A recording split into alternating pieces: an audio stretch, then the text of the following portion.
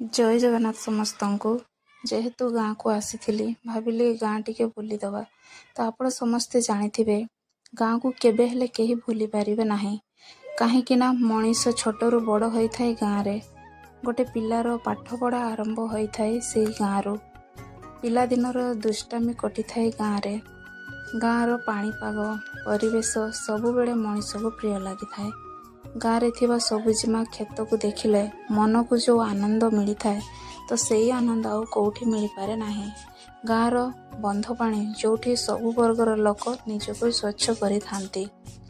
गाँवर संपत्ति कहले घरे थिबा गाई गोरु छेली इत्यादि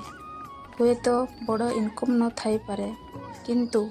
कम पैसा रे भी गोटे परिवार भितर मिलमिशि चलिबार बुझामणा रही थाए। जदि कथाटी सत वीडियोटी को लाइक कर दियंतु, चैनल रे नुआ अछंती जदि सब्सक्राइब कर दियंतु। रहुची जय जगन्नाथ।